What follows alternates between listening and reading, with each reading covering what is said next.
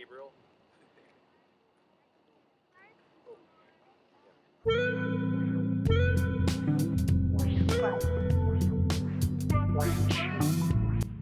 San Pancho, you are so far away from me.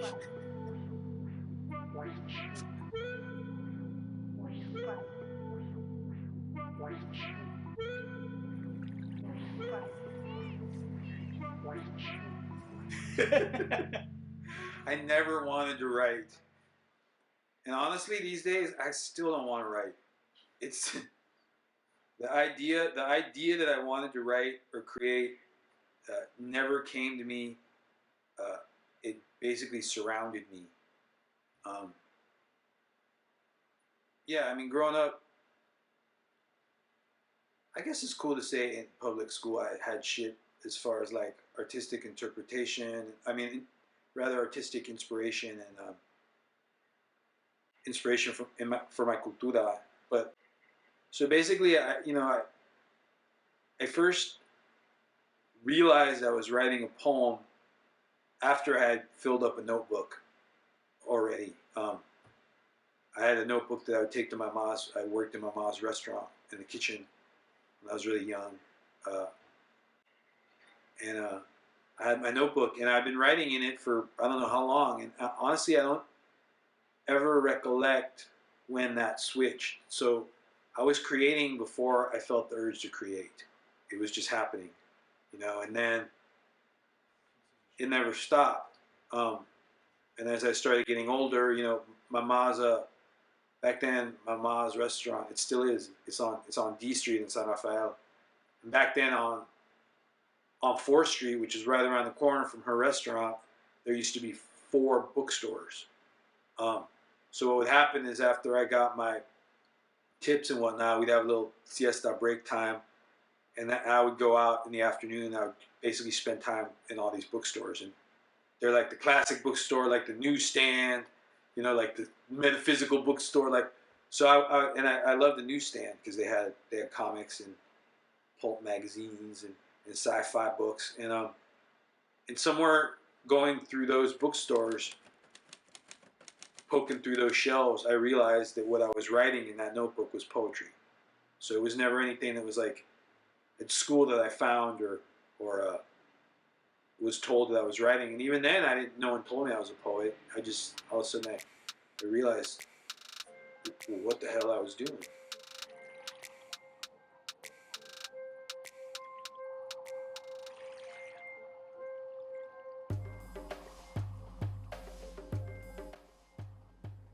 ¿Qué somos, mi gente? ¿Qué somos? Pues somos starlight that was left in the glove box of Xochipilli's yellow El Camino. Somos nopales espinas that pricked our tata abuela's sueños of living here in los United States.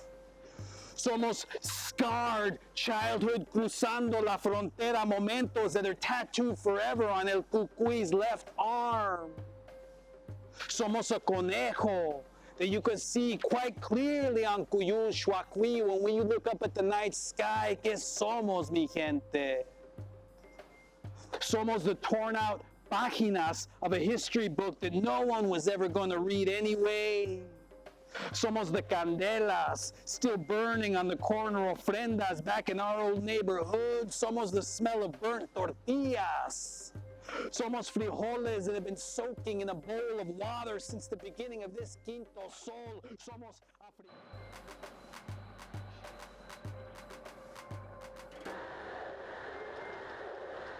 Honestly, I've been part of the Aria Bahia street poetry scene for decades. I'm an old ass man, so and it never occurred to me to have a book. I was with the Molotov Mouths and we had an anthology, but I don't know. The idea of a book to me was never really something that I considered until this opportunity presented itself. Because it is an opportunity. It's a beautiful opportunity to be part of the Blackfreighter Press. So I'm excited about that. But yeah, that's basically how the book came about. I mean, it was something that was brought to me as an idea. So I said, Órale, let's do it. Let's do it.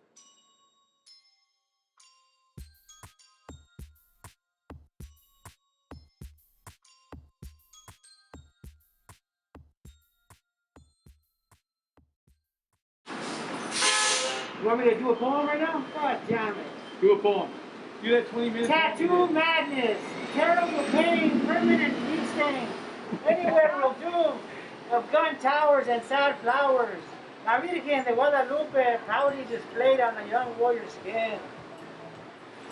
A barrio's tattoos are always in. That's by Roberto Duran. Probably in the 80s, he put it on Tecolote. The mission poems are my attempt as a historian through my poesia to preserve these places as I remembered them and as I was a part of them and as I experienced them. So like, you know, Calle 24, Valencia Street, man. I mean, these are places in La Misión that had a huge impact on me and that still do, you know, by the geography, by the experience, by la gente, by man, there was nothing like Valencia Street in the early 90s, man. There was something really beautiful in Calle 24. And so, you know, some of these poems are definitely from a long time ago.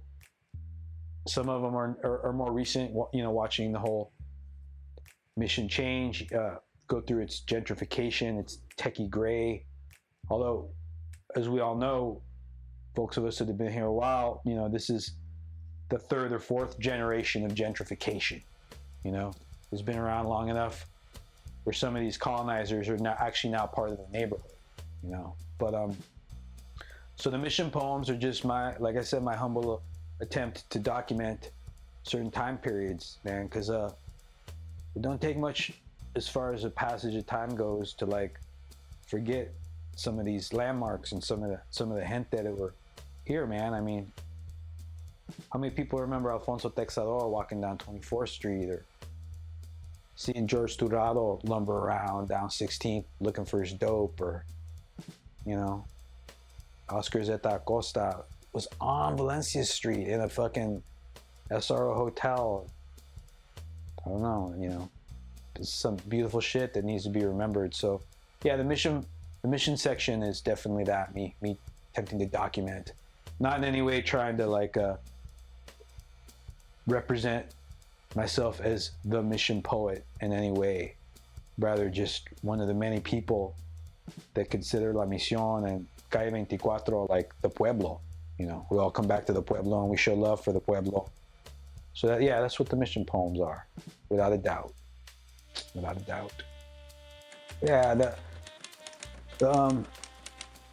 the last section, Ni de aquí ni de allá, the way it compares to the other two sections, I mean, there's a connectedness from all the poems, from our Latinidad experience. Here we go with terms again. Latinidad, our Chicanx experience, our Latinx experience, our Latinx experience.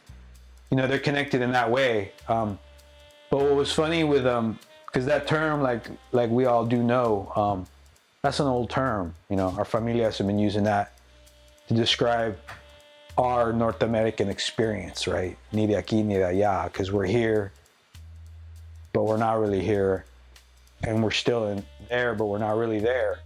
So, yeah, that last section was interesting because as I was going through the poems, like I was telling you, and finding the poems going into certain sections, there were poems that were ni de aquí ni de allá.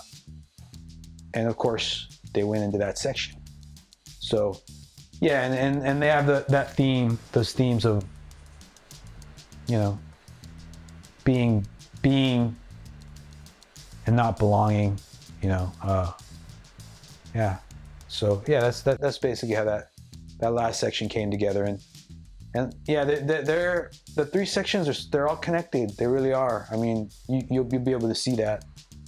Pero yeah, ni de aquí ni de allá. I mean, that's a phrase that stuck with me. Or maybe I don't recall where I first heard it. Pero when I did hear it, I knew exactly what it meant. So it's a pretty profound statement. Yeah, so there's definitely poems there that represented that for me in a big way. So that, yeah, those are the ones in that section. Yeah.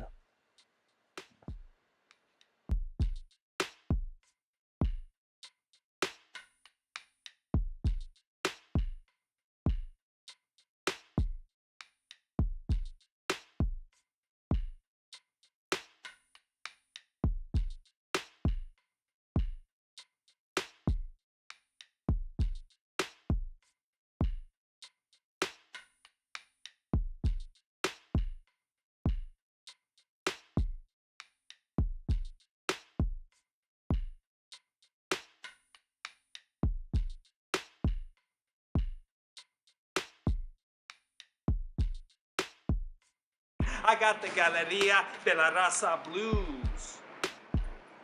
I remember being handed Xerox broadsheets of poems by Swan the Pigeon Man in the afternoons in the old Dolores Park. I remember the poet Jack Michelin's painted room in the back of Abandoned Planet books. I remember Café Macondo, Café Babar, Palazzo Gallery, and La Casa de Libros. I remember someone finding a pink prom dress, bright as cake frosting, in the doorway of Esta Noche the morning after they closed. Man, I got the Galeria de la Raza blues. I remember young dealers from Nicaragua posting up hella early on the corner of 24th and Folsom, dope balloons in their mouths as they work off an American debt. I remember seeing the Red Man. You remember the Red Man? Always painted in red. And I'm not just talking his skin, man. I mean his clothes, his socks, his hat, his mustache, painted in red. And he wandered the streets of La Mission, mumbling words that came out red.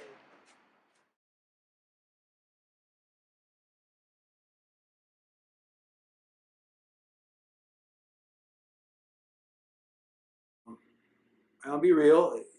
The poesía is written for brown folks. I mean, it's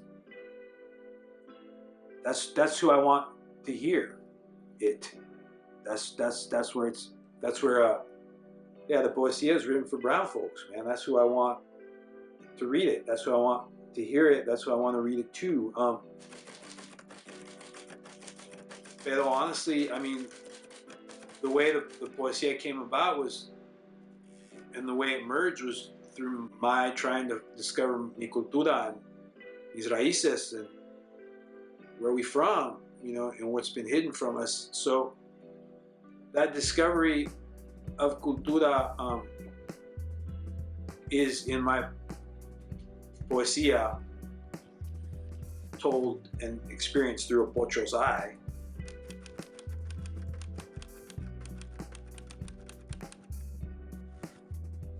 I just think in a very humble way, I hope that